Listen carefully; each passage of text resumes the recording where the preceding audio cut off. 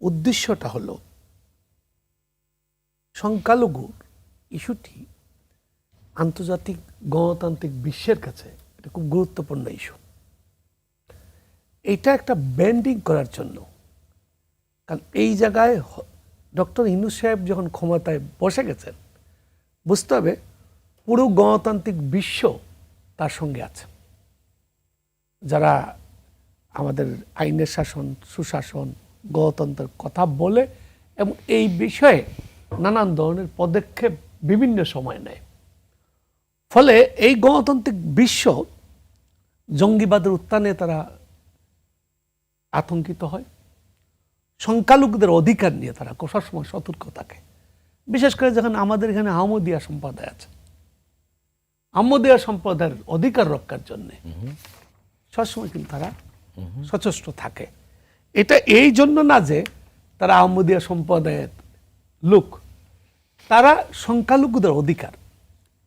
এখন বাংলাদেশকে কিভাবে, প্রথমে দেখেন এই আন্দোলনটাকে যেটা দাদা বললেন, প্রথমে এটা বিএনপি জামাত বলা হয়েছে, তারপরে এইটা দিয়ে হয় না, তারপরে বলা হয়েছে জঙ্গি, সর্বশেষ জঙ্গি বানানোর চেষ্টা হয়েছে।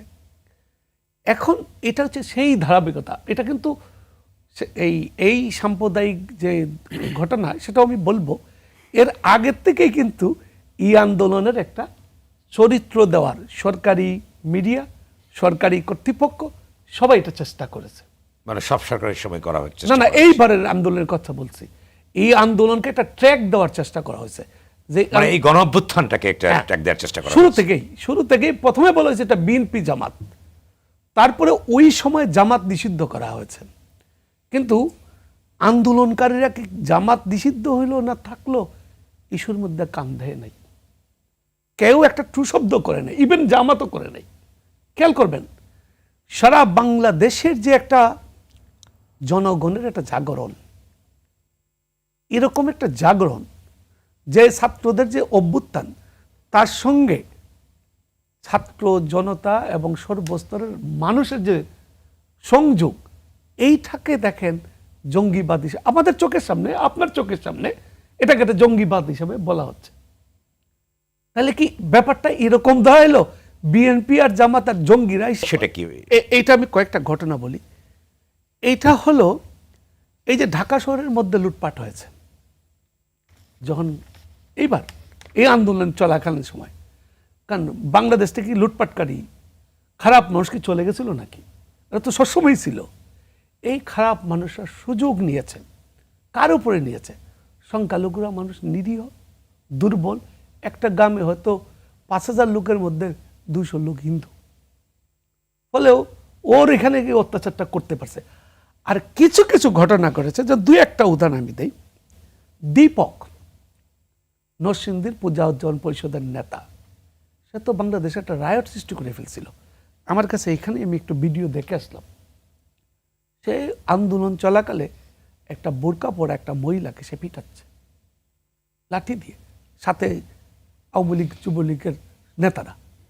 তো এখন দীপক আক্রান্ত হবে না? আপনার যখন নির্বিচারে যাত্রাবাড়িতে পুলিশ ছাত্রদেরকে হত্যা করলো, তার রিয়াকশন কি হলো? থানা জ্বালাই দিল। রিয়াকশন, আমার সামনে আমার বন্ধুর লাশ, আমি কি সুস্থ থাকবো? এগুলো হচ্ছে রিয়াকশন। যেমন ধরেন আমি আপনার কয়েকটা রিয়াকশনের কথা বলি। আপনার চট্টগ্রামের ২১ নম্বর ওয়ার্ডের কমিশনার শৈবাল, সে অস্ত্র নিয়ে, শৈবাল দাস অস্ত্র নিয়ে সবার আগে নেতৃত্ব দিয়েছে এবং গুলি করেছে। তো তার বাড়ি আক্রান্ত হবে না? আওয়ামী লীগের বাড়ি আক্রান্ত হয়েছে না মুসলমান, তো ও কি বলবে আমি মুসলমান, আমাকে আক্রান্ত করলেন কেন? এটি কিছু কিছু আক্রান্ত হয়েছে, তারা এত সক্রিয় ছিল। অর্থাৎ ব্যক্তিগত দ্বন্দ্ব তো হয়েছে গ্রামগঞ্জে, ব্যক্তিগত দ্বন্দ্ব হয়েছে, নানা কিছু হয়েছে। কিন্তু এই জায়গায় আমি আপনাকে বলি, যে দ্বন্দ্বই হোক, যে কোনো কিছুতেই হোক, সংখ্যালঘুর উপর যারা হাত দিয়েছে, ডক্টর ইউনূসের মতো সরকারের কাছে প্রত্যাশা থাকবে। এটা খুঁজে বের করতে হবে। না, উনি স্বীকার করেছেন। আমি এটা শেষ করি, কেন খুঁজে বের করতে হবে? বারবার সংখ্যালঘুরা নির্যাতিত হতে পারবে না। আমরা সংখ্যায় একটা হোক, একটাও যদি হয়ে থাকে, আমি বলি যে বিশেষ ট্রাইব্যুনালে তাদের বিচার করা দরকার, বলে ফাঁসি দিয়ে দিতে হবে, যাতে আর কোনোদিন কোনো সংখ্যালঘুর উপর ধন্যবাদ।